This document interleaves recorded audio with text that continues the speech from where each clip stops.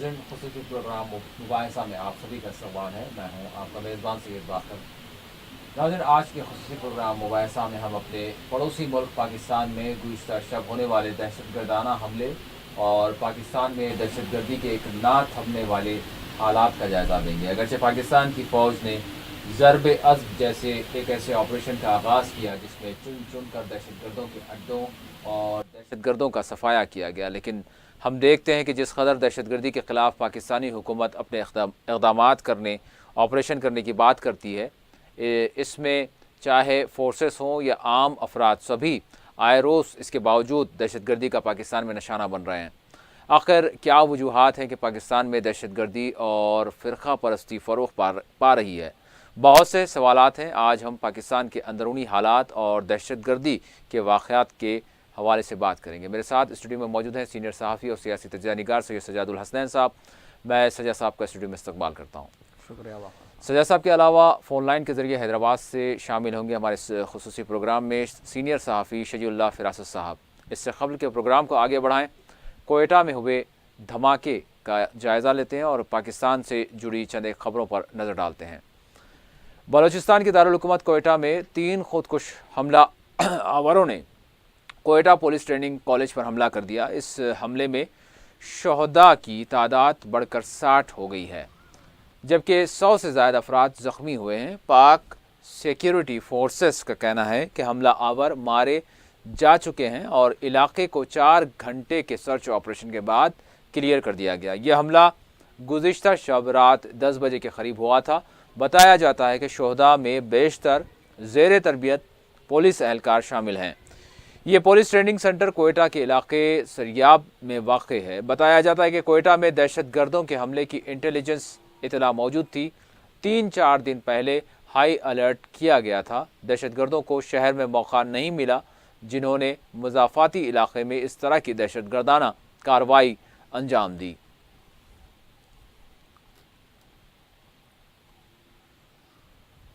बलूचिस्तान के वज़ीर दाखिला मीर सरफराज बख्टी ने जाए वाक़या का दौरा किया। सरफराज बख्टी ने दौरे के बाद मीडिया से बात की। इनका कहना था कि सबसे पहले हमला पुलिस ट्रेनिंग सेंटर के अखबी इलाके में वाक़ वॉच टावर पर किया गया, जहां मौजूद संतरी ने भरपूर मुकाबला किया, लेकिन जब वो मारा गया तो हमला आवर दीवार फलांग कर कॉलेज के अंदर दाखिल होने में कामयाब हो गए। इनका कहना था कि इस हमले की इतला मिलते ही एफसी, पुलिस और कमांडोज वहां पहुंच गए और हमला आवरों के खिलाफ कार्रवाई का आगाज़ किया गया। हमला आवरों में से 2 ने अपने आप को धमाके से उड़ा लिया, जबकि बकिया एक को सिक्योरिटी फोर्सेस के एहलकारों ने हलाक कर दिया। सरफराज बख्टी का कहना था कि पुलिस ट्रेनिंग सेंटर में हमले के वक्त 700 एहलकार मौजूद थे। सिक्योरिटी फोर्सेस की बर वक्त कार्रवाई से नुकसान कम से कम हुआ, जबकि IGFC बलूचिस्तान मेजर जनरल शेर अफगन ने कहा कि हमले में कलदम लश्कर जंगवी अल आलमी मुलविस है, जिन्हें अफगानिस्तान से हिदायत मिल रही हैं।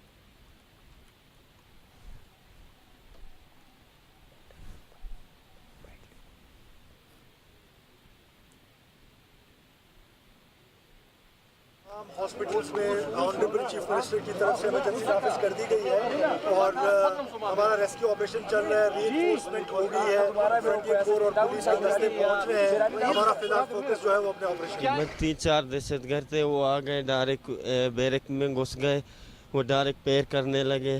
हम तो चिल्ला कर हम अपने बैरक में घुस गए, कुछ बैरक में हम घुस गए, फिर हम ऊपर चले गए, ऊपर हॉस्टल की तरफ, फिर अपने जान को बचा कर आकर हम इधर से। कितने लोग हैं वहाँ पर अभी बैरिक्स में आपके, या इस पूरे हॉस्टल में कितने लोग हैं? तकरीबन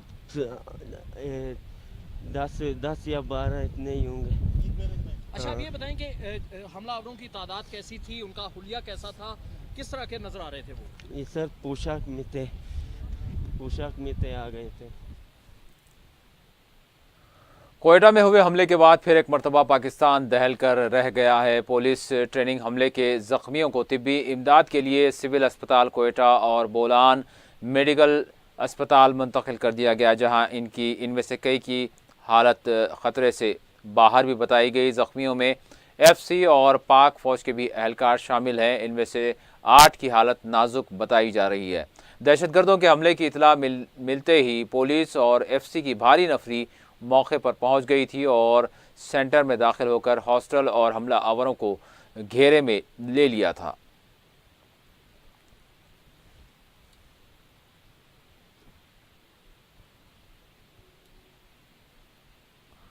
اور کوئٹہ میں ہوئے حملے کی ذمہ داری دہشت گرد تنظیم داعش نے قبول کر لی ہے۔ اس سلسلے میں رائٹر نے ایک ویڈیو جاری کی جس کے ساتھ داعش نے اس حملے کی ذمہ داری بھی قبول کی۔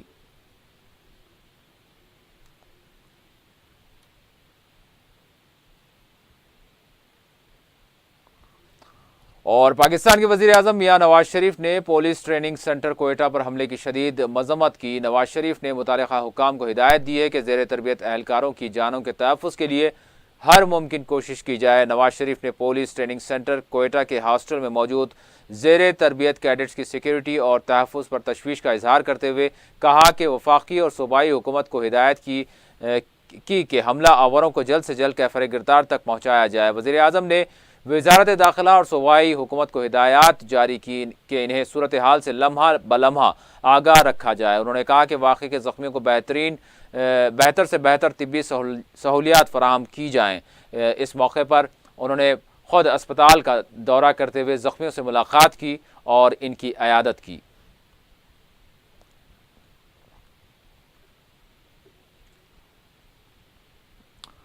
حملے میں جاں بحق اہلکاروں کی نماز جنازہ میں پاکستانی فوج کے سربراہ جنرل راحیل شریف نے شرکت کی۔ اس موقع پر اہلکاروں کی قربانیوں کو سلامی پیش کی گئی۔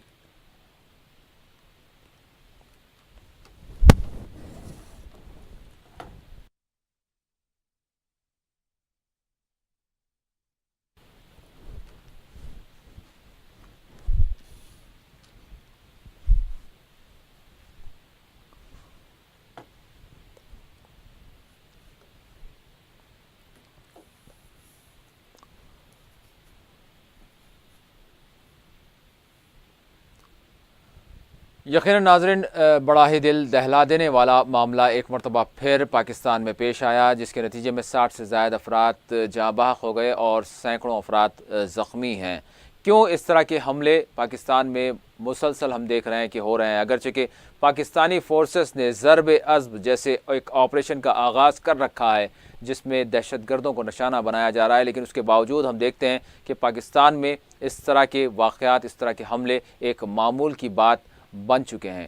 کیا وجوہات ہیں، کیا پس منظرات ہیں اور پاکستان کے درحقیقت اندرونی حالات کیا ہیں؟ اس حوالے سے آج ہم ایک تجزیاتی گفتگو کریں گے۔ میرا پہلا سوال سجاد صاحب سے ہوگا۔ سجاد صاحب، یہ جو حملہ ہوا ہے، ہم دیکھ رہے ہیں کہ اس طرح کے حملے اگر ماضی میں بھی دیکھیں، پشاور میں جو آرمی اسکول پر ہوا تھا، اس کے بعد ضرب عضب کا ایک آپریشن فورسز نے شروع کیا تھا، اس کے بعد یہ سمجھا جا رہا تھا کہ دہشت گردوں کی زمین تنگ کر دی گئی ہے، لیکن ہم دیکھ رہے ہیں کہ مسلسل آئے روز ہر 1-2 ماہ میں اس طرح کا بڑا واقعہ پیش آتا ہے۔ بالکل، دیکھیے سب سے بڑا مسئلہ یہی ہے پاکستان کا کہ دہشت گردی وہاں اپنے قدم اتنے مضبوط کر چکی ہے کہ اب اس کا خاتمہ ایسا معلوم ہوتا ہے کہ ناممکن نظر آ رہا ہے۔ جی، آپریشن ضرب عضب جب شروع کیا گیا تھا جی پاکستان میں، تو اس کا مقصد ہی یہی تھا کہ جو تحریک طالبان پاکستان ہے اور پھر جو دیگر دہشت گرد تنظیموں کی، خاص طور پہ پاکستان کے افغانستان کی سرحد سے لگے علاقوں، خیبر پختونخوا، صوبہ خیبر پختونخوا کے وزیرستان جو ایک ایریا ہے افغانستان کی سرحدوں سے سٹا ہوا، یہ قبائلی علاقے ہیں۔ تو ان قبائلی علاقوں سے جہاں کہا یہ جاتا ہے کہ افغانستان میں ایک ناکامی کے بعد یا پھر افغانستان میں جنگ چھڑنے کے بعد امریکہ کی جانب سے اسامہ بن لادن کی تلاش کے لیے یا پھر اسامہ بن لادن کو پکڑنے کے لیے جو کارروائی شروع کی گئی تھی، اس کارروائی کے بعد افغانستان کی بڑی بڑی تنظیمیں، طالبان، خاص طور پہ طالبان افغانستان کی ایک سب سے خوفناک تنظیم کہلاتی ہے آج بھی طالبان کو شکست دینا ایک طریقے سے ناممکن نظر آتا ہے۔ طالبان کے مختلف دھڑے पाकिस्तान में इस दरार हिसाब से थे। जहाँ तक तालिबान का एक वो भी ग्रुप है जिसको गुड तालिबान, बैड तालिबान, ये भी इस्तेलाह इस्तेमाल की जाती है पाकिस्तान में, और पाकिस्तान में सरकारी सतह पर एक तालिबान का वो ग्रोह है जिनको खुद सरकारी तौर पर मतलब उनकी वैसी मुदाफ़ियत या फिर उनकी वैसी उनको मुस्तरद नहीं किया जाता जिस तरह दूसरे तालिबान ग्रुप हैं।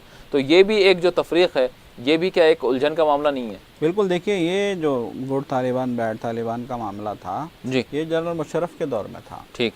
जनरल मुशर्रफ के दौर में बहुत ज़्यादा जो है ये तहरीकें सरगर्म थी पाकिस्तान में, और बहुत ज़्यादा हमले पाकिस्तान में होते थे। खुद जनरल मुशर्रफ के बाद जब वहाँ इंतखाबात हुए थे और आसिफ अली जरदारी सदर बन के वहाँ पे चुन के आए थे, पाकिस्तान पीपल्स पार्टी के सरबराह, तो आसिफ अली जरदारी ने बार बार हर महाज पे उन्होंने कहा था कि अगर दहशतगर्दी से दुनिया में सबसे ज़्यादा अगर कोई मुल्क मुतासिर है तो वो पाकिस्तान है। अब देखिए जैसा कि अभी आपने जिक्र किया कि Peshawar public school army school में जो है जी हमला किया गया था, यकीनन दिसंबर के महीने में ये हमला हुआ था, सन 2014 में गालिबन। दिसंबर के महीने में होने वाले इस हमले को पाकिस्तान की तारीख का सबसे बदतरीन, सबसे शफाक और सबसे खौफनाक हमला कहा जाता है। सैकड़ों बच्चों की मौतें हुई थी और आज तक लोग काम जाते हैं उस हमले को देख के कि ऑपरेशन देखिए, ये हमला ऑपरेशन ज़रब असब के बाद हुआ था, ऑपरेशन ज़रब अज़ब से पहले नहीं हुआ था हमला। ऑपरेशन ज़रब अज़ब जारी था वज़ीरिस्तान में, तो उस वक्त वो हमला वज़ीरिस्तान में इस ऑपरेशन से बौखलाए हुए हवास बाख्ता दहशतगर्दों ने ये कार्रवाई अंजाम दी थी पेशावर आर्मी स्कूल। चूँकि ये जो खैबर पख्तूनख्वा का दारुल हुकूमत पेशावर है और यहाँ जो फ़ौज बहुत सरगर्मी से कार्रवाइयाँ अंजाम दे रही थी, उस फ़ौज के बच्चे स्कूल में पढ़ते हैं आज पेशावर आर्मी स्कूल में, इसीलिए तालिबान ने बौखलाहट में जो है इस स्कूल को निशाना बना था। यकीनन सारी दुनिया में इसकी मजम्मत की गई है, स्कूल पे हमले की, मासूम बच्चों को मारा गया था अंधाधुन। और आज जो कोयटा में हुआ है हमला, उस हमले को भी उसी नौइयत का हमला बताया जा रहा है। Quetta training college, police training college Quetta का, ये कोयटा जो बलूचिस्तान का दारुल हुकूमत है। बलूचिस्तान एक शूरज़दा रियासत है पाकिस्तान की, और कोयटा इसी शूरज़दा रियासत का दारुल हुकूमत है। और कोयटा जो दारुल हुकूमत है उससे 18 किलोमीटर के फासले पर ये ट्रेनिंग नवा में, शहर के नवाई इलाके में एक कौमी शायरा पर ये ट्रेनिंग स्कूल कायम है, पुलिस ट्रेनिंग स्कूल। इस ट्रेनिंग स्कूल को बहुत ज़्यादा जो है हाई सिक्योरिटी वाला इलाका कहा जाता है। यहाँ सिक्योरिटी बड़ी ज़बरदस्त है, क्योंकि ये पाकिस्तान का वाहिद ऐसा पुलिस ट्रेनिंग, बलूचिस्तान का वाहिद पुलिस ट्रेनिंग स्कूल है। पूरे सूबे के लिए एक ही पुलिस ट्रेनिंग स्कूल यहाँ पे काम करता है, जहाँ नौजवानों को पुलिस में भर्ती होने से पहले तरबियत दी जाती है। तो पुलिस तरबियती मरकज़ में कहा जा रहा है कि ये जो बाबू दाखिले पे जो सिक्योरिटी थी और उसके आगे भी सिक्योरिटी के जो हिसार थे, उन हिसारों को तोड़ के कैसे अंदर दाखिल हुए ये कोई नहीं जानता। 4 दहशतगर्द थे जी, 4 दहशतगर्द अपने चेहरों पे ढाटा बांधे हुए थे, उनके हाथों में क्लाशनिकोफें थी और ये अंधाधुन फायरिंग कर रहे थे। जो सामने पड़ता उसको एक गोली मारते चले जाते। इतना दहशत का माहौल था कि अफरा तफरी में 21 लोग मारे गए, जबकि 61 लोग मारे गए। 61 नौजवान जो पुलिस में भर्ती के लिए यहाँ ज़ेर तरबियत थे, 61 नौजवान यहाँ मारे गए, जबकि दर्जनों जख्मी बताए जाते हैं। खुद पुलिस का एक कहना है, ये इतराफ़ है कि इस तरबियती कैंप में 800 नौजवान तरबियत पाते हैं, लेकिन आज इत्तेफाकी तौर पे सब छुट्टियों में गए हुए थे, सिर्फ 220 नौजवान यहाँ तरबियत में मसरूफ़ थे। अगर यहाँ 800 नौजवानों की तादाद अगर यहाँ होती तो शायद ये जो मरने वालों की तादाद है 61 से कहीं ज़्यादा होती। मतलब है कि सैकड़ों में लोग मर सकते थे, नौजवान मर सकते थे। तो इस हमले को कहा जा रहा है कि ये इंतहाई कामयाब, इंतहाई शफाक और इंतहाई मुनज़्ज़म तरीके से किया गया हमला है। अब देखिए, पहले तो पुलिस ने खुद ये कहा, सिक्योरिटी इदारों ने पाकिस्तान के, कि लश्कर जंगवी अल आलमी इसके पीछे जो है कार फरमा है। लश्कर जंगवी अल आलमी एक गैर कारगर तंजीम है। हैरत ज़ाहिर की, पाकिस्तानी मीडिया ने खुद हैरत ज़ाहिर की कि ये एक गैर कारगर तंजीम है, ये बहुत दिनों से बेअसर थी। लश्कर जंगवी अल आलमी के हवाले से ये कहा जाता है कि सन 96 में लश्कर जंगवी सिपाही साहबा, जो पाकिस्तान की बहुत ही जो है खौफनाक तंजीम कहलाती है, दहशतगर्द तंजीम, सिपाही साहबा से टूट के बनी थी लश्कर जंगवी।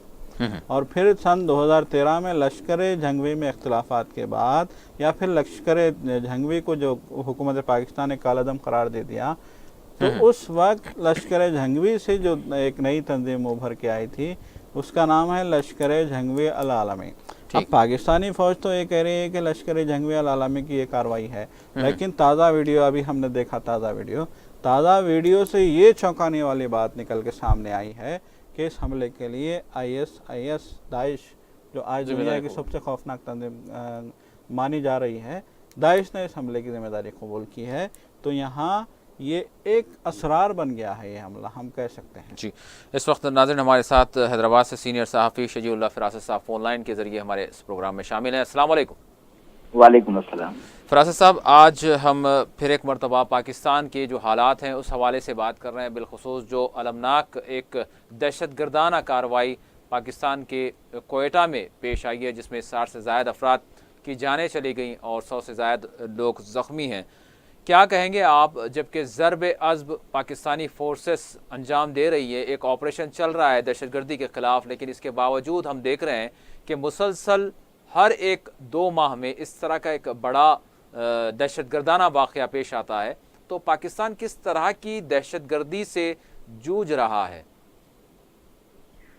देखिए, फिलहाल ये कहना कब्ल वक्त होगा कि इसके लिए कौन जिम्मेदार है, और बड़ी पेचीदा सूरत हाल है, उलझन पाई जाती है। एक तरफ ISIS ने क्लेम कबूल किया, मैंने ये रिपोर्ट भी देखी कि तालिबान की तरफ से दावा कबूल किया गया, और फ्रंटियर कांस्टेबलरी पाकिस्तान के नीम फौजी दस्ते के चीफ शेर अफगन कहते हैं कि लश्कर जंगवी आलमी जिम्मेदार है। तो ये मैं समझता हूँ कि फिलहाल यकीन से कुछ नहीं कहा जा सकता, लेकिन ये जो धमाका हुआ है, और कुछ महीने पहले, गालिबन 1.5-2 महीने पहले बलूचिस्तान के कोयटा में ही एक और धमाका हुआ था, अदालत में निशाना बनाया गया था। तो ये यानी फिलहाल जो हालात चल रहे हैं, ये बलूचिस्तान जो है एक बहुत ही हसास दौर से गुजर रहा है। एक पाकिस्तान सीपेक बना रहा है, वहाँ पर चाइना पाकिस्तान इकोनॉमिक कॉरिडोर बन रहा है। ये जो है चाइना के शहर काशगर से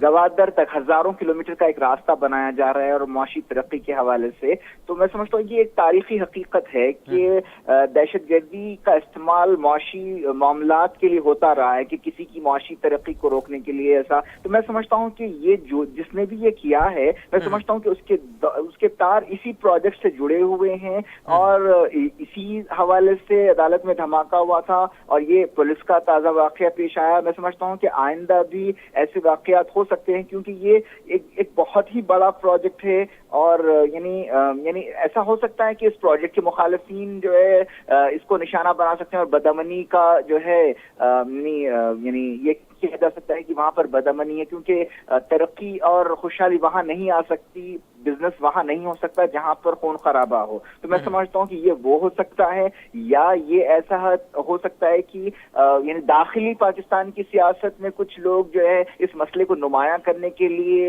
या अपने पॉइंट्स स्कोर करने के लिए किसी ने किया, लेकिन बहरहाल कोई मिलिटेंट्स, कोई दहशतगर्द इस्तेमाल हुए हैं, और ये बहुत अफसोस की बात है कि चाहे मकासद इनके जो भी हों, लेकिन जो है ये एक हकीकत है कि 61 लोग जाँ बहक हुए हैं, और ये बहुत ही अफसोसनाक सूरत हाल है। और यानी इसका तदारुक होना चाहिए इस जहनियत का कि अपने मकासद के लिए खून खराबे को इस्तेमाल किया जाए, ये जहनियत खत्म होनी चाहिए। इस हवाले से सैयद साहब से पूछूंगा, सैयद साहब क्या समझते हैं आप कि क्या वाकई दाखिली मामलात है, या फिर जो अफ़गानिस्तान में पाकिस्तान का रोल रहा, ये भी कुछ ये जो हालात बन रहे हैं, ये जो दहशतगर्दी हो रही है, ये भी वहाँ से कुछ इम्पोर्ट हो रही है? देखिए, पाकिस्तान में अभी जो कोयटा में जो हमला हुआ जी, इसके हवाले से खुद पाकिस्तानी एजेंसियों का एक कहना है जी कि ये जो 4 हमलावर थे जो यहाँ अंधाधुंध फायरिंग कर रहे थे जी, यहाँ ये हिदायत ले रहे थे अफगानिस्तान से जी। पहली बार पाकिस्तान ने इस हमले के लिए हिंदुस्तान को जिम्मेदार नहीं ठहराया है, वरना तो होता ये है, आप तारीख उठा के देखें कि बलूचिस्तान में कुछ भी हो जाए उसके लिए पाकिस्तान हिंदुस्तान को जिम्मेदार ठहराता है, लेकिन पहली बार पाकिस्तान ने ये बात कही है कि इन्हें हिदायत अफगानिस्तान से मिल रही थी जी। और फिर लश्कर जंगवी अल आलमी का नाम भी सामने आया जी। फिर तहरीक तालिबान का नाम भी सामने आ रहा है। बहरहाल पेचीदगियाँ अपनी जगह हैं जी। और फिर इस बात से भी इनकार नहीं किया जा सकता कि बहुत दिनों से पाकिस्तान में अमन था। ऑपरेशन ज़रबे अज़ब के बाद गो के कराची में बहुत बड़े पैमाने पे जो है मुत्तहिदा कौमी मूवमेंट, जो पाकिस्तान की चौथी बड़ी जमात कहलाती है, अल्ताफ़ हुसैन की, उस जमात के ख़िलाफ़ जो है जब क्रैकडाउन चल रहा था कराची में, तो उस वक्त लोगों में ये अंदेशे खौफ का माहौल पैदा हो गया था। लोगों ने सोचा था कि कहीं इसका रद्द-ए-अमल धमाकों की शक्ल में न सामने आए जी। ये पाकिस्तान में खौफ का माहौल था, लेकिन ऐसा कुछ भी नहीं हुआ था। अब कोयटा की जो बात है, कोयटा में इस तरह के हमले मुसलसल होते रहे हैं, वो चाहे अलहदगी पसंदों की तरफ से हों, बलोच कौम परस्त जो है बलोचिस्तान के, वो भी तो हथियार उठा रखे हैं उन्होंने भी, उनकी तरफ से भी होते हैं और धमाके होते रहे हैं, खुदकुश धमाके। इस नौयत का हमला पहली बार जहाँ तक मेरा ख्याल है हुआ है, लेकिन कहा यह जा रहा है कि फरवरी में भी इसी नौयत का एक हमला हुआ था जिसमें 81 अफराद की मौत हुई थी। और ये भी कहा जा रहा है कि 1 साल पहले भी जी इस नौयत का हमला इसी पुलिस तरबियती कैंप को निशाना बना के किया गया था। और पाकिस्तानी पुलिस का, सिक्योरिटी एजेंसियों का ये भी कहना है, अभी नवाज शरीफ वहाँ कोयटा में हैं, उन्होंने एक हंगामी इजलास बुलाया है, उन्होंने सिविल जो है इंतज़ामिया और मिलिट्री इंतज़ामिया के साथ एक हंगामी मीटिंग उन्होंने यहाँ मुनक्किद की है।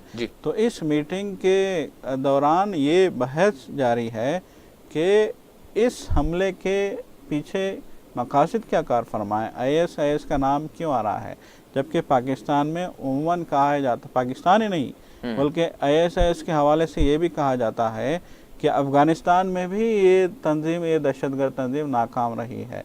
पाकिस्तान ही नहीं, इन्होंने अफ़गानिस्तान में भी अपनी जड़ें बनाने की कोशिश की थी या फिर अपना असर बढ़ाने की कोशिश की थी, लेकिन उनको अफ़गानी तालिबान से जो है मज़ाहमत का सामना रहा और बाद में उन्होंने तर्क कर दिया अपना इरादा यहाँ अपने कंट्रोल हासिल करने का।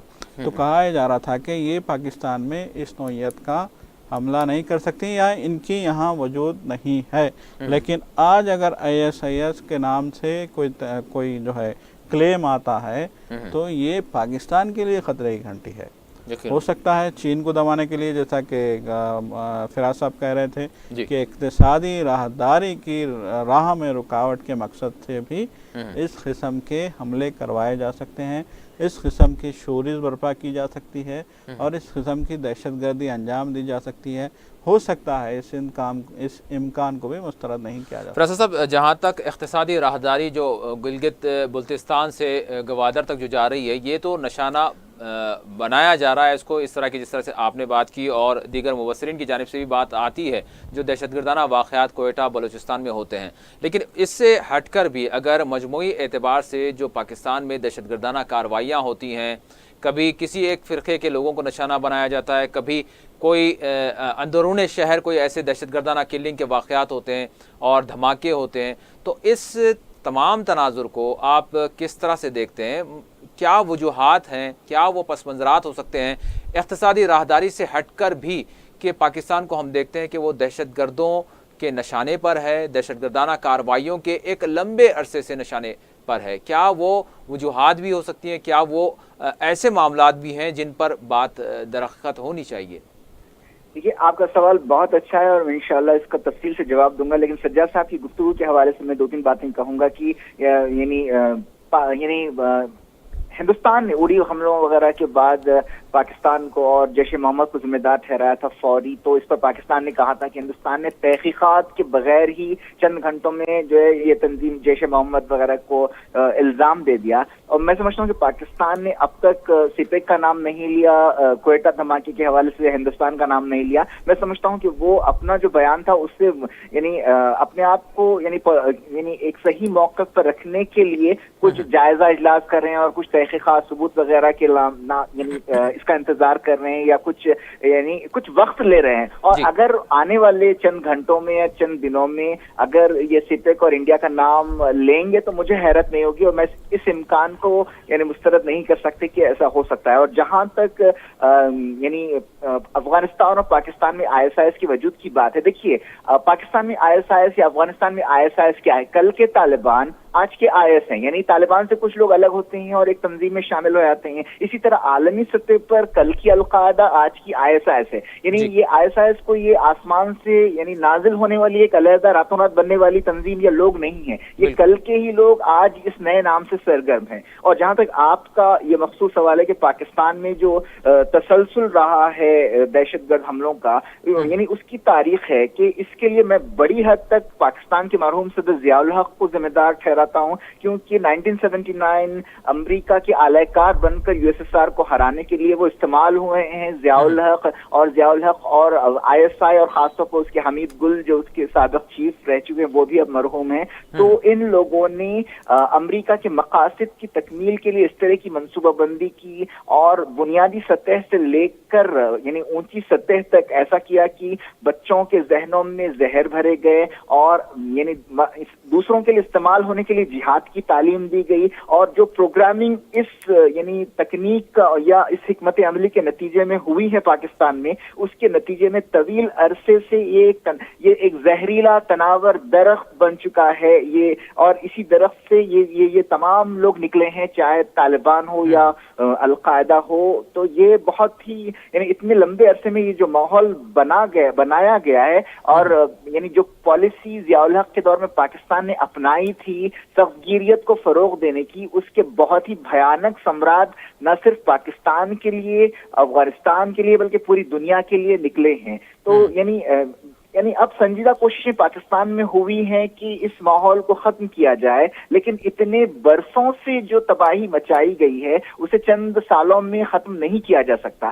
تو اس کے لیے ایک ڈیٹاکسیفیکیشن یا زہر معاشروں سے ختم کرنے کا عمل شروع کیا گیا ہے, لیکن یہ بہت ہی لمبا سفر ہے اور اس میں کامیابی اتنی آسان ہے. خاص طور پر پشاور حملے کے بعد پاکستانی قوم نے اور پاکستانی اسٹیبلشمنٹ نے کچھ ہوش کے ناخن لیے اور سختی کی, صفگیریت کو ختم کرنے کی. میں سمجھتا ہوں کہ کچھ کامیابیاں ہوئی ہیں, یعنی حاصل بھی ہوئی ہیں. ہم دیکھتے ہیں کہ پچھلے 2 سال میں کافی جب سے پشاور کا حملہ ہوا اس کے 1 سال بعد تک کوئی بڑا واقعہ نہیں ہوا تھا, لیکن پھر حالیہ عرصے میں کچھ یعنی معاملات شروع ہوئے ہیں, دھماکے وغیرہ, دہشت گردی نے اپنا بدنما چہرہ پھر سے دکھانا شروع کیا ہے. اور جیسے کہ میں نے کہا کہ یہ ایک بہت ہی لمبا عمل ہے اور میں سمجھتا ہوں کہ یعنی اس کے لیے سنجیدہ کوششیں ہونی چاہیے. اور اب بھی یعنی یہ کہ کرپشن ختم ہونا چاہیے وہاں پر, اور جو سیاسی عزم ہونا چاہیے, اور جو ہے یعنی سنجیدگی کا فقدان اب تک رہا ہے. اب دیکھیے راحیل شریف نے کافی اچھا کام کیا ہے, انہوں نے دہشت گردوں کے خلاف اور ایک قومی ایکشن پلان بھی شروع کیا تھا, نہ صرف دہشت گردی بلکہ عام مجرمین کے خلاف بھی کافی کچھ آپریشنز کیے گئے, خاص طور پر کراچی میں. تو اور اس کے اچھے نتیجے بھی نکلے ہیں. آپ دیکھیے, آپ تاریخ اٹھا کر دیکھیں, حالیہ 5-6 سال کی دھماکوں میں کافی کچھ کمی آئی ہے, لیکن اب راحیل شریف کی ٹرم ختم ہونے والے, پتہ نہیں آگے آرمی چیف کیسے رہے گا, پاکستان کے کیا سیاسی حالات رہیں گے.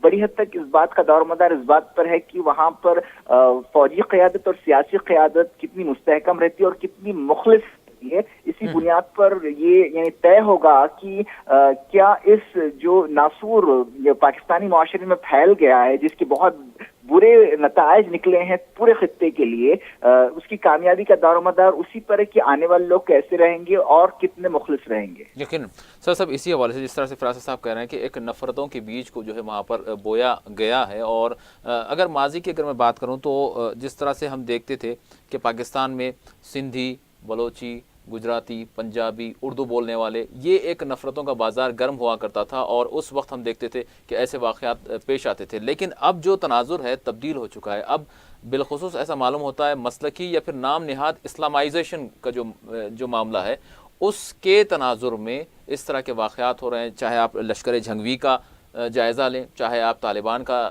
جائزہ لیں, یا پھر القاعدہ, یا پھر جو آج داعش جیسی تنظیم جو ہے وہاں سر اٹھا رہی ہے. تو کیا سمجھتے ہیں آپ آج تبدیلی ہوئی ہے پاکستان میں اس حوالے سے بالخصوص؟ دیکھیے, جیسا کہ فراز صاحب نے ابھی کہا کہ ضیائی دور میں جو ہے اس کا آغاز ہوا تھا. یہ ایک طریقے سے جو ہے جنرل ضیاء الحق نے جب پاکستان کے منتخبہ بھٹو, یعنی اس وقت بھی تباہی تھی, بالکل علاقہ واریت اور زبان کے معاملے, لیکن اب جو ہے اس کا صرف اس وقت آغاز ہوا دہشت گردی کا آغاز ہوا. دیکھیے, اس سے پہلے پاکستان میں اس سے پہلے کہ آج بھی पाकिस्तान बटा हुआ है मुख्तलिफ खानों में, कहीं पंजाबी इस हैं। जिया से पहले यानी मुख्तलिफ अखवाम के दरमियान तासुब वगैरह तो बिल्कुल, जो यहाँ पर जो हो इलाकावारियत। सकता है दुनिया के किसी भी खित्ते में हो सकता है, लेकिन वो खूनरेजी का मामला नहीं था जैसा जी। कि अब देखा जा रहा है या पिछले 15-20 साल में यकीनन। होता रहा है। बिल्कुल बिल्कुल, देखिए जिया से पहले क्या था, पंजाबी होते थे, बलोच होते थे और पख्तून होते थे।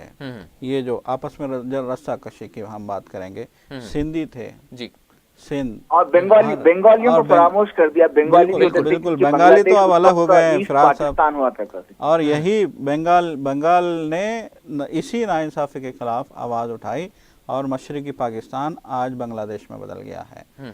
तो ये मतलब है कि यही वजह रही कि इलाका वारियत बहुत ज़्यादा थी और ज़बानी झगड़े भी थे। मुहाजिरीन का मामला भी था। बिल्कुल, मुहाजिरीन का मामला भी था, उर्दू का भी मामला भी था, उर्दू पंजाबी का मामला भी था और पंजाबी डोमिनेटेड थे उस ज़माने में भी। आज भी पंजाबी पाकिस्तान में डोमिनेटेड कौम है और क़यादत भी उन्हीं के हाथों में है, जैसे कि नवाज शरीफ को हम देख रहे हैं जी। तो ये मसला था पाकिस्तान का। लेकिन जनरल ज़ियाउल हक़ के इक़्तिदार में आने के बाद जबकि दुनिया दो कुतबी निज़ाम में चल रही थी, एक जानिब USSR था तो दूसरी जानिब USA था और दोनों ताकतें दुनिया में बराबर जो है दुनिया को बैलेंस करके रखा हुआ था। लेकिन अमेरिका ने एक बहुत ही जो है खौफनाक साजिश की, बहुत ही चाबुक दस्ती से इस साजिश को जो है, इस साजिश के लिए पाकिस्तान की सरजमीन इस्तेमाल की गई, जनरल ज़ियाउल हक़ का इस्तेमाल किया गया। वो मुंतखबा हुकूमत जो भुट्टो की हुकूमत थी, जुल्फ़िकार अली भुट्टो की हुकूमत को ख़त्म किया गया, भुट्टो को फांसी दी गई। फिर जनरल ज़ियाउल हक़ को पूरी आज़ादी दी गई कि वो अमेरिका के इस मनसूबे को आगे बढ़ाने के लिए एक मैदान तैयार करें। उन्होंने तरबियती कैंप कायम किए। जनरल ज़ियाउल हक़ ने पूरी बाज़ाब्ता तालिबान के नाम से तरबियत दी गई। उस ज़माने में अमेरिका ने भी जिहाद के नाम पे पाकिस्तान के इस तरबियती कैंपों से निकले नौजवानों को एनकरेज किया था और ये लोग अफ़गानिस्तान के ख़िलाफ़, रूस के ख़िलाफ़ लड़ने के लिए अब काबुल की गलियों में जो है इन्होंने खूनरेज़ी शुरू की थी। और यही जो तालिबान के नाम से जो लोग गए थे वहाँ पे, जिनको तालिबान का नाम दिया गया था, जिनको एक अच्छा नाम देके एक तरानों के साथ, कौमी नहीं बल्कि मजहबी तरानों के साथ इनको भेजा गया था। USSR का खात्मा हुआ तो यही तालिबान कभी लश्कर जंगवी, कभी सिपाही साहबा, कभी जिंदिल्ला, कभी जिंदल हफ्सा और कभी जो है लश्कर तैयबा और कभी जो है किसी और, मतलब है कि मुख्तलिफ ग्रुपों में बढ़ते चले गए और बाद में यही ग्रुप पाकिस्तान के लिए जो है एक दहशत बन गए, पाकिस्तान के गले की हड्डी बन गए, हम ये कह सकते हैं। और इनकी दहशत आज तक मची हुई है। जनरल ज़ियाउल हक़ के दौर में भी, जनरल मुशर्रफ के दौर में भी जनरल मुशर्रफ ने कोशिश की थी। जनरल मुशर्रफ से पहले नवाज शरीफ का दौर था तो नवाज शरीफ को ये कहा जाता था कि ज़हनी एतबार से ये ज़ियाउल हक़ के ख़यालात के बहुत करीब हैं या फिर उनके नज़रियात को ये बुरा नहीं समझते।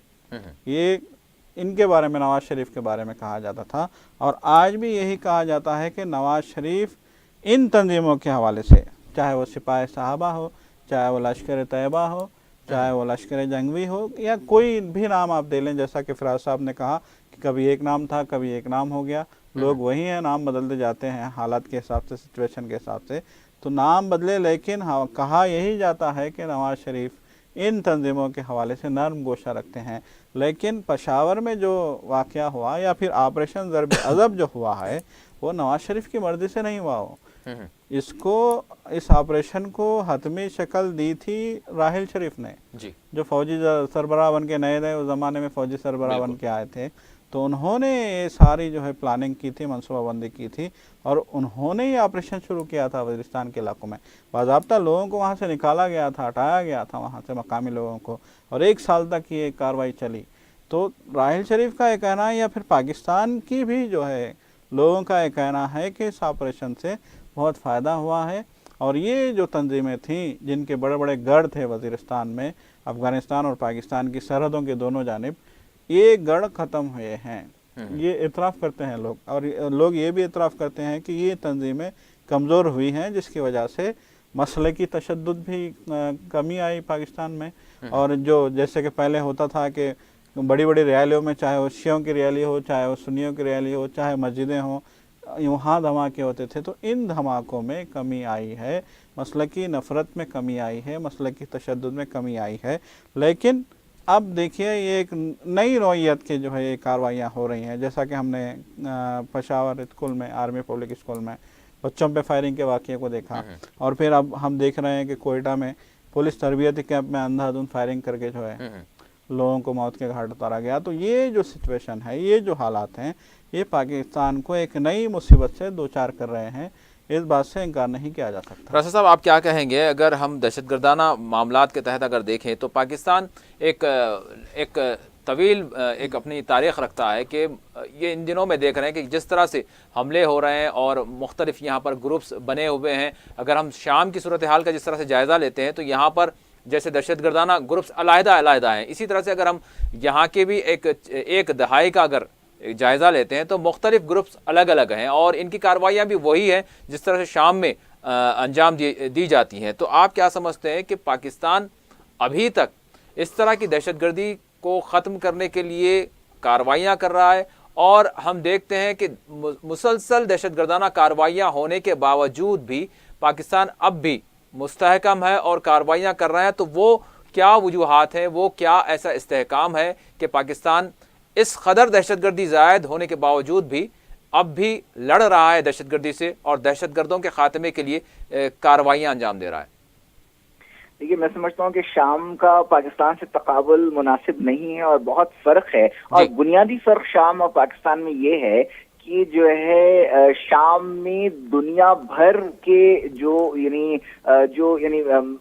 माइंडसेट के लोग हैं, उन लोगों को अपने मफादात के लिए बड़ी ताकतों ने एक जगह जमा किया है, और शाम में यानी मादनी वसाइल और तेल के वसाइल, कुदरती वसाइल और जोग्राफियाई और सियासी मामलात, ये यानी आलमी ताकतों के मफादात बहुत ज्यादा है शाम में। लेकिन मैं दहशतगर्दाना जो दहशतगर्द ग्रुप जो हैं उनके नजरियाती एतबार से कह रहा हूँ, वही हैं जो वहां पर पाए जाते हैं, यहाँ पर भी तकरीबन वही है, नजरियाती एतबार से मैं कह रहा हूँ। देखिए, सिर्फ नजरिया से काम नहीं चलता, यहाँ पर भी कुछ ऐसे लोग हैं, वहां पर भी हैं, लेकिन उन लोगों को पैसा और हथियार वगैरह उसकी जो पुष्टपनाही है वो वहां पर ज्यादा है शाम में, और यहाँ पर वैसे नहीं है। क्यों? एक जमाने में था कि पाकिस्तान स्ट्रेटेजिकली बहुत इंपॉर्टेंट था आलमी ताकतों के लिए, क्योंकि वहां पर दुनिया की दूसरी बड़ी ताकत को शिकस्त देनी थी, तो पाकिस्तान का भी इस्तेमाल किया गया और पाकिस्तान में तैयार करके लोगों को अफगानिस्तान में भेजा गया। देखिए, पाकिस्तान से जो लोग अफगानिस्तान गए हैं और उसके बाद जो हालात पैदा हुए, उसके बाद क्या यहाँ पर समझा जा सकता है कि कभी माजी में अफगानिस्तान तबाह ताराज हो गया है और आज शाम तबाही के दहाने पर। साहब, कभी क्या कोशिश की गई थी कि पाकिस्तान भी सीरिया बन जाए? क्या कोशिश की गई थी? नहीं, मैं नहीं समझता, क्योंकि पाकिस्तान के पास यानी देखिए, ये अगर फर्ज कीजिए कि मशरिक़ वस्ता में वो चीज नहीं होती कि वहां पर जो कुदरती वसाइल हैं, अगर मिडिल ईस्ट में तेल नहीं होता तो मैं समझता हूँ कि मिडिल ईस्ट अफ्रीका की तरह होता, कोई नहीं पूछता उसे। तो यानी ये दुनिया के जो मामलात हैं, तशद्दुद हो रहा है, दहशतगर्दी हो रही है, जंगें हो रही हैं, सिर्फ और सिर्फ मफादात के लिए हो रही है, बिलखुसूस माशी मफादात के लिए हो रही है। तो मैं समझता हूँ कि यहाँ पर कोई ऐसी मफादात वाबस्ता नहीं है आलमी ताकतों के कि पाकिस्तान में ऐसी सूरत हाल पैदा की। क्या इजराइल खतरा नहीं समझता पाकिस्तान को अपने लिए? नहीं, इसराइल की बात कर रहे हैं आप? जी नहीं, देखिए, पाकिस्तान और इसराइल के दरमियान जोग्राफिया एतबार से बहुत बड़ा यानी ये फर्क है। यानी अगर यानी इसराइल अगर किसी को फिलहाल खतरा समझता है तो वो ईरान है, और पाकिस्तान मैं नहीं समझता कि है। और पाकिस्तान खित्ते के मामलात में इतनी आसानी से पाकिस्तान की जो अंदरूनी सियासत है और जो उसकी आबादी का तनासुब है और उसके जो अपने मसाइल हैं, उसके एतबार से पाकिस्तान मिडिल ईस्ट के मामलात में उतना ज्यादा मुलविस नहीं हो सकता। देखिए, बयानबाजियां अलग चीज है और जमीनी हकायक अलग चीज है। हालिया वक्त में सऊदी अरब ने इत्तेहाद बनाने की बात की थी, 34 मुल्कों का इत्तेहाद। कहाँ है वो इत्तेहाद? उसमें पाकिस्तान को भी शामिल कर लिया गया था, लेकिन पाकिस्तान ने पोलाइटली रेफ्यूज कर दिया था उस इत्तेहाद का हिस्सा बनने से। कहने का मतलब कि पाकिस्तान के अपने मसाइल हैं और वो मिडिल ईस्ट के मामलात से काफी दूर है, और फिलहाल जो पाकिस्तान के लिए बका का मसला बन गया है और जो पाकिस्तान का यानी डू और डाई सिचुएशन है पाकिस्तान के लिए, और वो यही सीट है और गवादर पोर्ट वगैरह का है, और उसी से पाकिस्तान का मुस्तकबिल जुड़ा हुआ है। और उस यानी उस मंसूबे को कामयाब और नाकाम बनाने के लिए कई ताकतें सरगर्म हैं। तो मैं समझता हूँ कि पाकिस्तान के लिए यानी ये वक्त सही नहीं है कि वो वहाँ पर दूसरे मामलात में या इसराइल के मामलात में दखल अंदाजी करे। और ये तो एक रोमानी ख्याल है कि जो है पाकिस्तान एक इस्लामी मुल्क है और जरूरत पड़ने पर वो अपने न्यूक्लियर जो है किसी भी इस्लामी काज के लिए देगा। आप आलम इस्लाम में खुद इत्तेहाद नहीं है तो आप क्या पाकिस्तान से ऐसे मामलात की तवक्को कर सकते हैं। और जहाँ तक मैं समझता हूँ कि जो सिपेक या मौशी राजदारी के मंसूबे की बात है, मैं ये बात वाज़ेह करना चाहता हूँ कि देखिए, दहशतगर्दी और जराइम उस वक्त होते हैं जब किसी जगह बेरोजगारी हो, इफलास हो, भूखमरी हो। तो ऐसे मामलात में ये सिपेक एक ऐसा प्रोजेक्ट है जो अगर कामयाब हो गया, जो मंसूबे हैं वो सही हो गया, तो पाकिस्तान में भी हर जगह, क्योंकि जो सिपेक की जो रूट है वो पूरे पाकिस्तान से गुजरती है, तो इसके जो यानी अच्छे सम्राट रहेंगे वो पूरे पाकिस्तान को मिलेंगे, बिलखुसूस बलोचिस्तान को मिलेंगे। तो मैं समझता हूँ कि जो ताकतें हैं जो इसकी मुखालिफ हैं, तो जो है यानी इन लोगों को चाहिए कि वो इसे अलाउ करें कामयाब होने के लिए, क्योंकि इसके नतीजे में होगा ये कि वहां पर जब खुशहाली आएगी, तरक्की आएगी, रोजगार पैदा होगा, तो जो यानी दहशतगर्दी के लिए जो लोग मिलते हैं, जो इंसानी फोर्स मिलती है, वो इन लोगों को नहीं मिलेगी जो दहशतगर्दी को आलात के तौर पर इस्तेमाल करते हैं। तो मैं समझता हूँ कि ये सिपेक मंसूबा मजमूई आलमी अमन के मफाद में है। सर साहब, क्या अब इस कदर हालात जो बने हुए हैं, इस सूरत हाल में भी आप क्या देखते हैं? अगर पाकिस्तान के अंदरूनी तौर पर हालात का जायज़ा लेते हैं तो एक जानिब फ़ौज है और एक जानिब सिविल हुकूमत है, तो क्या दहशतगर्दी से निपटने के लिए क्या वाकई दोनों चाहे फ़ौज और सिविल हुकूमत दोनों एक राय हैं, मुत्तफ़िक़ हैं, या फिर यहाँ पर कहीं ना कहीं कोई खामी पाई जाती है, झोल पाया जाता है, जिसके नतीजे में दहशतगर्दी पर जिस तरह से काबू पाया जाना चाहिए वो अब भी कहीं ना कहीं कमज़ोर है? देखिए, मसला सबसे बड़ा पाकिस्तान का हमेशा से रहा है कि फ़ौज में और सिविल हुकूमत में तालमेल नहीं रहा, एतमाद का फुकदान देखा जाता रहा है। हमेशा एक खौफ होता है सिविल हुकूमत को, ख़ास तौर पर जो चुन के आती है जमहूरी हुकूमत, तो हमेशा उसको एक खौफ लाहक होता है कि कहीं फिर से फ़ौज बगावत करके हुकूमत का तख्ता ना उलट दे। आपको याद होगा कि एक दौर था, जनरल मुशर्रफ जब पाकिस्तान के फौजी सरबराह हुआ करते थे, तो नवाज शरीफ उस ज़माने में वज़ीर आज़म हुआ करते थे। ये 90s की बात है। तो नवाज शरीफ और जनरल मुशर्रफ में बेहतरीन ट्यूनिंग थी, कहा जाता है कि दोनों के दरमियान, दोनों के बीच में बेहतरीन इत्तेफाक राय पाया जाता था। उनके ख्यालात भी बहुत मिलते जुलते थे और दूर दूर तक लोगों को इस बात का एहसास ही नहीं था कि कभी ऐसा भी होगा कि यही फौजी सरबराह इसी वज़ीर आज़म के लिए दर्द-सर बन जाएंगे। देखिए, उस ज़माने में कारगिल की भी जो है लड़ाई हुई थी, इसी मतलब है कि नवाज शरीफ और जनरल मुशर्रफ दोनों की इत्तेफाक से, दोनों की मतलब है कि मर्जी से, दोनों के मर्जी से और इत्तेफाक राय से ये कार्रवाई हुई थी कारगिल में।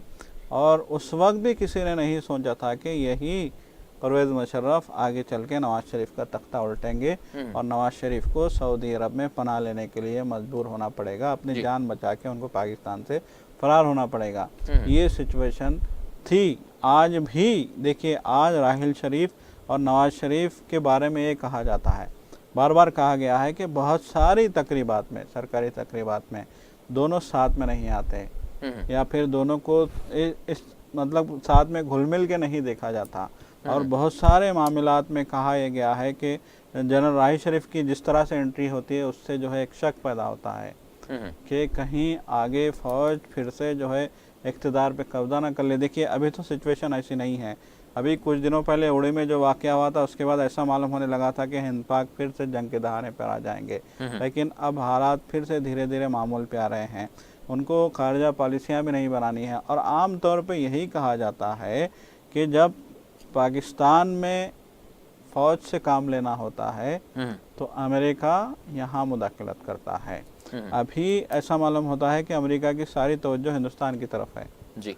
वो फ़िलहाल हिंदुस्तान को फोकस किए हुए है। फ़िलहाल चीन उसका टारगेट है और चीन के लिए वो हिंदुस्तानी सरजमीन इस्तेमाल करने के लिए बहुत ज़्यादा जो है सरगर्म नज़र आता है अमेरिका। आप देख रहे हैं कि जिस तरह की सरगर्मियां हो रही हैं, हालिया दिनों में भी जिस तरह के हालात हुए, जिस तरह की डेवलपमेंट हम देख रहे हैं, उसको देखने से यही पता चलता है कि फ़िलहाल अमेरिका का फोकस पाकिस्तान नहीं है, हिंदुस्तान है।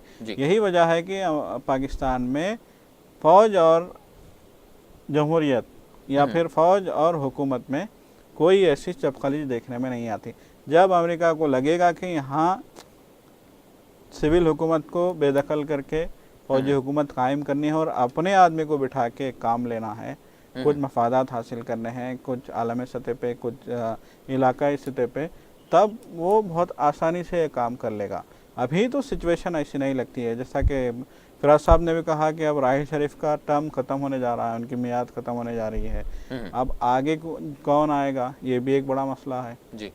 अभी तक एतमाद की कमी होने के बावजूद दोनों ने जैसे तैसे 2-3 साल गुजार लिए हैं, नवाज शरीफ ने और राहिल शरीफ ने।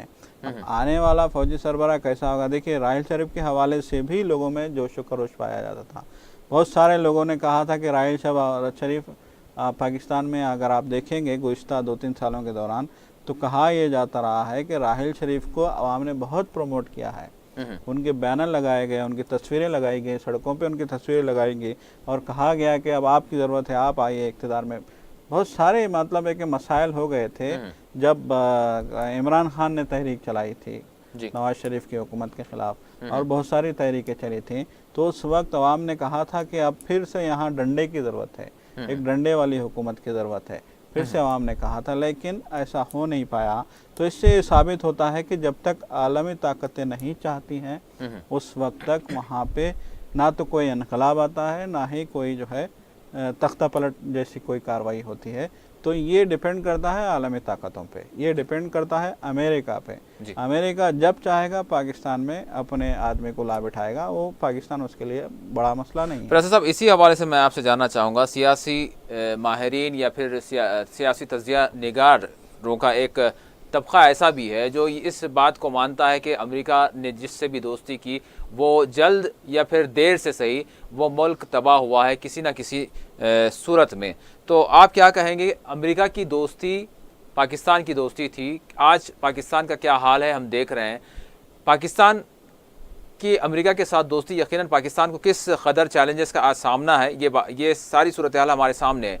लेकिन अब क्या कहेंगे आप, अब पाकिस्तान की दोस्ती भी जो है तब्दील हो रही है, अमेरिका से वो दूर हो रहा है और अब वो रूस से करीब हो रहा है। क्या रूस की क़ुर्बत, रूस की दोस्ती पाकिस्तान को कुछ हालात मुस्तहकम करने में या फिर मसाइल से निपटने में कुछ मददगार साबित होगी?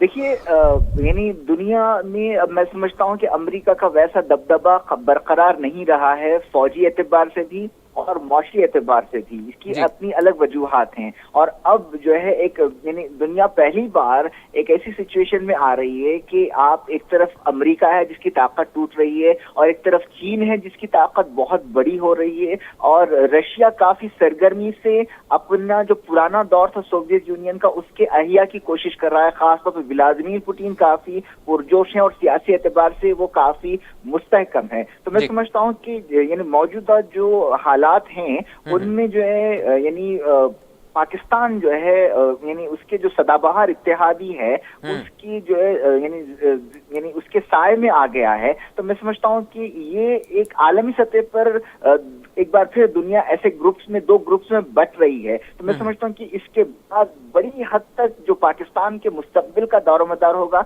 वो इसी मौशी राहदारी के मंसूबे पर होगा। और हिंदुस्तान भी जो है यानी अफगानिस्तान के साथ मिलकर और ईरान के साथ मिलकर एक चाबहार प्रोजेक्ट पर काम कर रहा है, और ये दोनों यानी एक दूसरे के यानी मुखालिफ हैं। और इन चाबहार और गवादर के दरमियान बमुश्किल 70 मील का कुछ फासला है। मैं समझता हूँ कि अब यानी इन हालात में एक बड़ी दिलचस्प सिचुएशन बढ़ रही है। लेकिन मैं समझता हूँ कि यानी तिजारत होनी चाहिए और लोगों की जिंदगी में खुशहाली आनी चाहिए, लेकिन इनके लिए मनफी यानी मामलात का इस्तेमाल नहीं होना चाहिए जिसके नतीजे में खूनरेजी हो। और जो जैसा कि अभी हालिया अरसे में हमने देखा और आज भी हमने देखा कि क्या हुआ, तो यानी एक ब्लॉक में तो है लेकिन रूस पर पाकिस्तान अभी उतना एतबार नहीं कर सकता। ये तो अभी हुआ क्या है, पाकिस्तान और रूस के दरमियान ताल्लुकात में सिर्फ एक फौजी मशकें हुई हैं और और जो भी एक अहम बात है फिर भी, लेकिन अभी ऐसा नहीं कि कोई आजमूदा बात हो गई। अलबत्ता यानी चाइना के साथ पाकिस्तान हमेशा है और रहेगा, क्योंकि जो इनके मफादात हैं खित्ते में वो यानी इनमें यकसानियत है। तो मैं समझता हूँ कि पाकिस्तान के पास इसके सिवा कोई चारा नहीं है कि वो चाइना के साथ जाए। भले ही चाइना अगर उससे कहे कि रशिया के साथ वो यानी उसका साथ दे, तो वो उसे रशिया के साथ जाना पड़ेगा, फिर पाकिस्तान को चाइना का डिक्टेशन लेना पड़ेगा, उसी के साथ चलना पड़ेगा और उसी के साथ उसका मफाद वाबस्ता है। जी जी सर साहब, आखिरी सवाल करूंगा आपसे, 1 मिनट में जवाब चाहूंगा। क्या चीन सज्जा साहब एक और बात मैं कहना चाहूंगा, जो अपनी पुरानी गुफ्तगू मुझे यानी उसके तसलसल में मुझे कुछ याद आई और बहुत अहम बात है, इजाजत तो मैं कहूंगा। जी जरूर, प्लीज। देखिए जब 79 में जब अमेरिका को आलम में इस्लाम में जिहाद के जज्बे की जरूरत पड़ी उसके मफादात की तकमील के लिए, तो मैंने पढ़ा है किताबों में कि पाकिस्तान में निसाब असरनो तैयार किया गया और पाकिस्तान की जो निसाब तैयार करने वाली कमेटी में अमेरिका के नुमाइंदे होते थे और वो दूर दूर से यानी छान पटक के ऐसी हदीसें लाते थे जिहाद के ताल्लुक से और उसे शामिल करने पर जोर देते थे। जो पाकिस्तान के जो मजहबी उमूर के माहिरीन थे निसाबों की कमेटियों में, वो भी उससे वाकिफ नहीं होते थे। तो मतलब ये कि ये अंदाजा लगाइए कि किस हद तक ये बड़ी ताकतें जा सकती हैं अपने मफादात की तकमील के लिए। यकीनन यकीनन, बिल्कुल। सर साहब, इस हवाले से क्या कहेंगे? रूस की फरासत साहब ने तफसीलन गुफ्तगू की। अगर चीन के हवाले से देखें हम, तो चीन भी अपने मफादात रखता है पाकिस्तान से, और पाकिस्तान को वो अपना छोटा भाई, दोस्त से बढ़कर छोटा भाई भी कहता आया है। तो अब जिस तरह से माशी राहदारी, इक़्तिसादी राहदारी एक इसका एक करंट एक मफाद तो नज़र आ रहा है, उसके अलावा भी बहुत सारे पाकिस्तान से मफादात चीन के ताल्लुक़ रखते हैं। तो क्या चीन जो पाकिस्तान की अदम इस्तेहकामी है, जो दहशतगर्दाना वाक़यात मुसलसल रोनुमा हो रहे हैं, तो क्या अब चीन भी कोई एक नया स्टैंड ले सकता है? देखिए, इस पाकिस्तान में जितने भी दहशतगर्दाना वाक़यात हुए हैं या पाकिस्तान में जितनी भी नौइयत की दहशतगर्दी हुई है, इसकी रोकथाम के लिए क्या कुछ आगे आ सकता है? मुस्तक़बिल में हम क्या ऐसा कुछ गुमान या अंदेशा कर सकते हैं? देखिए, फ़िलहाल तो चीन को इन चीज़ों से ख़तरा नहीं है, लेकिन आज तो नुकसान ज़रूर हो रहा है। उसकी जो राहदारी है, देखिए राहदारी का काम तो सुनिए, राहदारी का काम तो अपने हिसाब से चल रहा है, उसमें कोई दिक्कत नज़र नहीं आती अभी तक। और गवादर की बंदरगाह, देखिए सबसे अहम बात यहाँ जो है चीन के लिए, जो सबसे परेशानी की बात होगी चीन के लिए, वो ये है कि गवादर की जो बंदरगाह है वो बलूचिस्तान में है। इसके लिए वो फिक्र कर सकता है। बाकी राहदारी का काम तो जारी है और चीन ने तो ये भी कह दिया है कि इस राहदारी की निगरानी भी चीनी फौजी करेंगे। राहदारी के साथ चीनी फौज को भी, लेकिन जब तक अमन कायम नहीं होगा तब तक ये सारी चीज कामयाब नहीं हो सकी, क्योंकि राहदारी का ज्यादा बड़ा हिस्सा जो है बलूचिस्तान से होते हुए गवादर तक जाता है। बिल्कुल। तो फिर यहाँ पर उसके लिए चैलेंज दरपेश है, ये जो दहशतगर्दी है, इसको जब तक रोका नहीं जाएगा तब तक ये सारी चीज कामयाब हो नहीं बिल्कुल। देखिए, जैसा कि मैंने कहा कि जैसा कि फरासत साहब ने भी कहा कि अपने मफादात के लिए अमेरिका किसी भी हद तक जा सकता है, तो यहाँ भी अमेरिका इसी दहशतगर्दी को इस्तेमाल करके चीन के खिलाफ भी वो जो है इस्तेमाल कर सकता है। दहशतगर्दों को या फिर जो है किसी भी नौइयत की तकरीबकारी को इस्तेमाल कर सकता है। लेकिन फ़िलहाल जिस तरीके से चीन जा रहा है, आगे बढ़ रहा है, और जिस तरीके से चीन का कॉन्फिडेंट बढ़ रहा है, और जिस तरीके से वो एक बड़ी माशी और एक बहुत बड़ी जो है फौजी ताकत बन गया है, चीन को फौरी तौर पे कोई जो है इस मामले में कोई बड़ा खतरा महसूस नहीं हो रहा है। लेकिन सज्जा साहब, ये साउथ चाइना के जो मामलात हैं, मैं इसी नुक्ता नज़र से इसे देखता हूं कि जो 2 ब्लॉक्स बन रहे हैं, तो साउथ चाइना के मामलात हैं, उस पर कंट्रोल की लड़ाई है, उसमें भी अमेरिका की जो मुदाखलतें हो रही है, तो ये मामलात एक दूसरे से मरबूत हैं, चाहे गवादर का मामला हो या साउथ चाइना का मामला। जी ये बिल्कुल। तो बहुत साउथ चाइना की जो मामला हैं, जो साउथ चाइना मतलब जनूबी बोहरा चीन जिसका कहा जाता है, और वहाँ मसनूई जजीरों को लेकर उसको अगर किसी से ख़तरा है तो शुमाली कोरिया से ख़तरा है। उसको अगर कोई एतराज़ करता है इस चीज़ पे तो जापान एतराज़ करता है, और ये शुमाली कोरिया भी और जापान भी, जनूबी कोरिया भी, जापान भी अमेरिका के अलाई हैं। तो उस जानिब से भी अमेरिका ही इस मामले में तशवीश का इज़हार करता रहा है, और इस जानिब भी अगर कोई आएगा चीन के ख़िलाफ़ तो वो अमेरिका ही होगा। जैसा कि मैंने कहा कि फ़िलहाल अमेरिका का फोकस इंडिया है اور وہ انڈیا سے زیادہ آسانی سے چین پہ وار کر سکتا ہے، اسی لیے ابھی اس نے پاکستان کو سائیڈ میں رکھا ہوا ہے۔ جیسا کہ میں نے کہا کہ امریکہ جب چاہے گا پاکستان میں فوجی بغاوت کروا کے اپنے کینڈیڈیٹ کو وہاں پہ صدر بنا کے رکھے گا، اور پھر وہ اپنے مفادات کی تکمیل کے لیے اقدامات کرتا رہے گا۔ اور جہاں تک میرا خیال ہے چین بھی ان سازشوں سے غافل نہیں ہے، وہ بھی پوری جو ہے اس کی اسٹڈی رکھتا ہے، پورا مطالعہ ہے چین کو کہ کیسے کیسے اس کے معاشی جو ہے مفادات کو زخم پہنچانے کی کوشش کی جائے گی، کیسے کیسے اس کو معاشی طور پہ کمزور کرنے کی کوشش کی جائے گی۔